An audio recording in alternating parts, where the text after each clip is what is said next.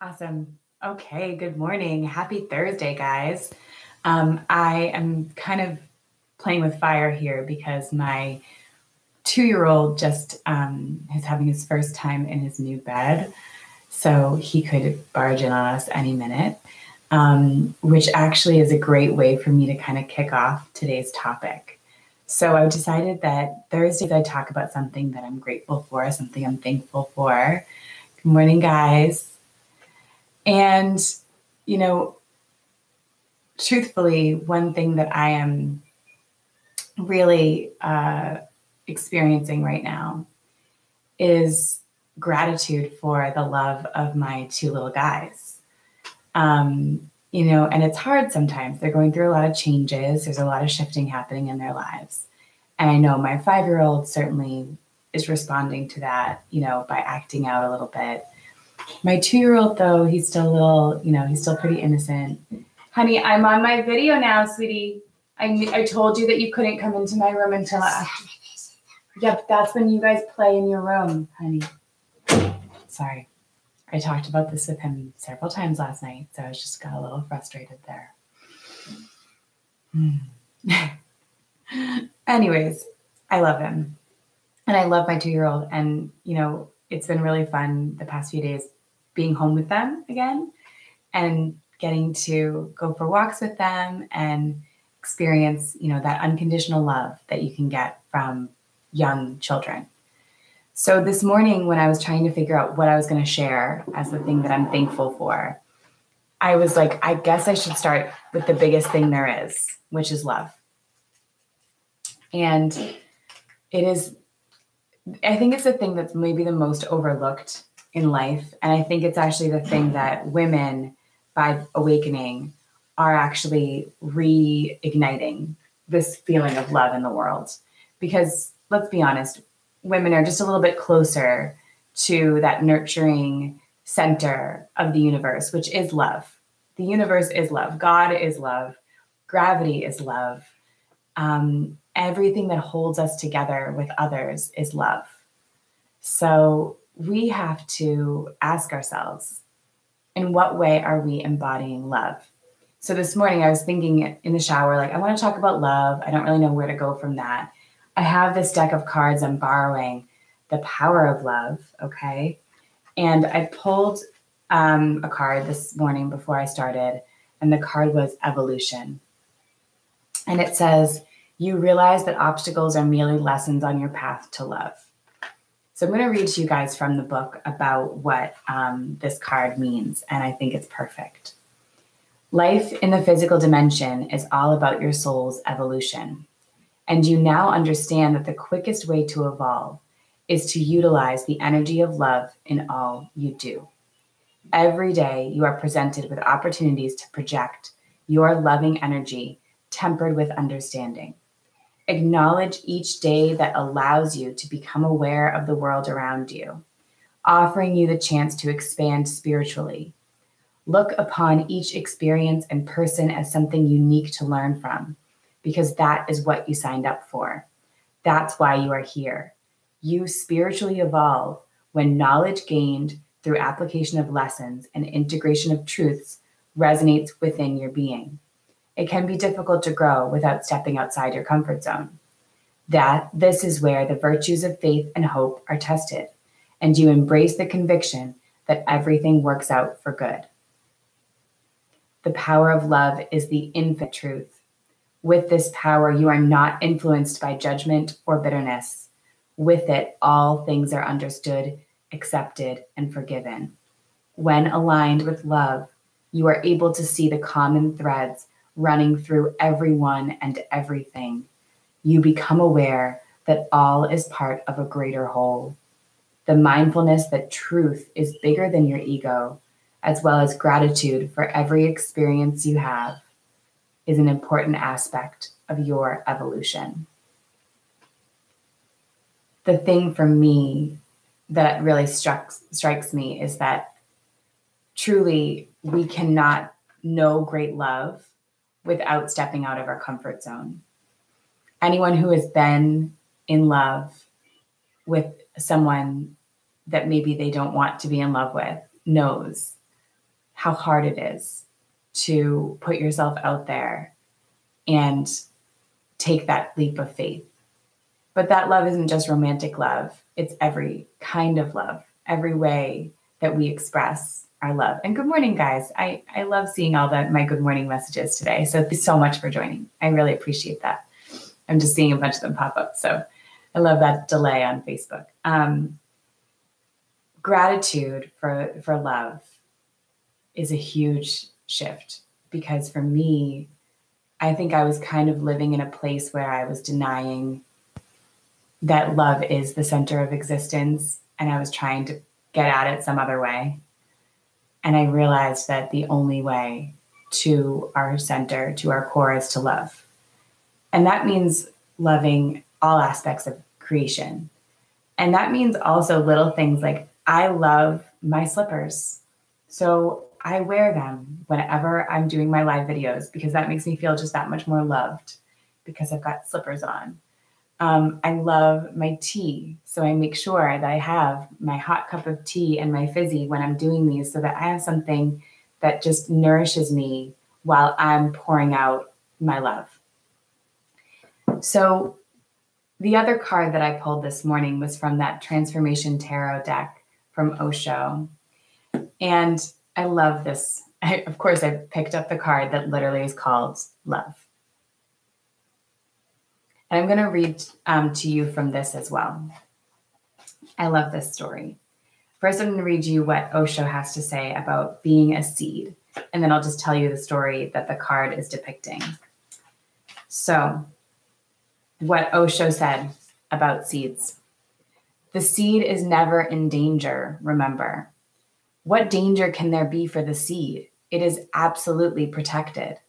But the plant is always in danger. The plant is very soft. The seed is like a stone, hard, hidden behind a hard crust. But the plant has to pass through 1,001 hazards. And not all plants are going to attain to that height where they can bloom into flowers, 1,001 flowers. Very few human beings attain to the second stage, and very few of those who attain the second stage attain the third, the stage of the flower. Why can't they attain this third stage, the stage of the flower? Because of greed, because of miserliness. They are not ready to share, because of a state of unlovingness. Courage is needed to become a plant, and love is needed to become a flower. A flower means the tree is opening up its heart, releasing its perfume, giving its soul, pouring its being into existence. Don't remain a seed. Gather courage, courage to drop the ego, courage to drop the securities, courage to drop the safeties, courage to be vulnerable. I was super vulnerable yesterday with that post about quitting my job, and I had a moment in the afternoon where I was like, oh my God, what did I do? How do I take this down? I feel like an idiot. I thought about all the people in my life who I love who didn't like it, my family and friends who chose not to add to the expression of joy for what I was going through. And I started to feel some shame. I started to feel some, self-doubt. And then I realized that that's not about me. Wherever they are in their journey is theirs.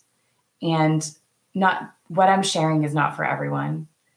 What I'm putting out there is not for everyone. It's for those of us who are ready. It's for you guys. It's for those who are watching.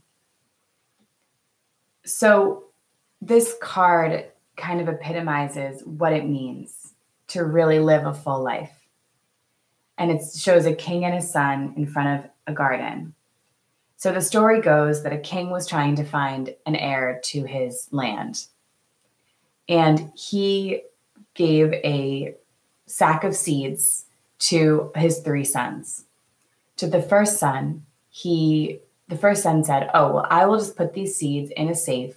Oh, so the king said, when I come back in 3 years' time, I want to see that all of my seeds intact, and I want them all back. So the first son was the first son gave the seeds, put the seeds in a safe. The second son sold the seeds, used the money to do other things for a few years, and then made enough money to buy back some seeds. The third son took the seeds, scattered them over the earth. 3 years' time, the king comes back. He goes to the first son. He opens the safe. The seeds are rotted and dead, and there's no way that they're going to produce any flowers. The second son was a little bit better than the first because he had actually, had enough faith to put it out there a little bit, but the seeds were not the same ones that he had given to him. The third son, of course, was the best. And they looked over this garden and recognized that this is how you treat seeds. This is how you treat life. You have to give. You have to engage. You have to have faith that when you put it out there, things will come back to you. You have to trust that it will grow into 1,001 flowers, even though you're scared, even though there's no guarantee, even though what you want to do is lock those seeds in a safe and hunker down and just not let anything in. But that wouldn't be loving. It wouldn't be living. And to quote Burt Bacharach, what the world needs now is love. We all are here to awaken the love on this planet. It is the underlying force that has been ignored for thousands of years. It's time to reignite that. And that means that it is our duty right now to love ourselves fully and also to love others, to love the people in our life that are difficult to love. And it doesn't mean that you let them in either, because remember, it's loving them freely with the temperance of knowledge, temper it to a degree, but love. And fill your life with more things you love. The more you do that, the happier we're all going to be, the happier the world's going to be. So truly, truly, truly, I love Danielle. Burt Bacharach and Dionne Warwick are one of the best musical pairings of all time. Oh my God, I love you. You're so much older than you appear. Old soul. So that's what I wanted to share today. I'm really feeling that this is our calling. Love is what, and it sounds so silly. I know it's so obvious. And yet, how often in our lives are we really asking, what would love do? So ask yourself that today when you're faced with a challenge. What would love do? Sometimes love would be like, you know what? Out my face, please. But other times love would embrace. And it's a question that we need to ask ourselves every day. So, all right, guys, thank you for joining me today. I will see you tomorrow for Free Reading Friday. So that's when you guys get, I'll just, whoever hops on, just say, yes, please, give me a reading, and I'll be able to first come, first serve, go through and give you guys all cards and check your aura colors and see what's happening. And I'm also really excited because I've been asked to help with interviewing some of the people who are going to the Healthy Living Expo, which is in Plymouth on April 15th, I believe. Or it's next weekend. I have to double check that. But once I know the date for it, I will share that with you guys. And I'm really excited. I'll release it here. I'll release it on YouTube. I'll release it to my email list. I'm going to be interviewing some of the speakers and healers that are part of that. So hopefully some of you guys can make it to the event, because I'll be there as well doing, I'm going to be doing chakra readings in person at the event. So anyone who wants to come and hang out with me there would be great to see you. Okay. Love you guys. Talk to you soon. Bye.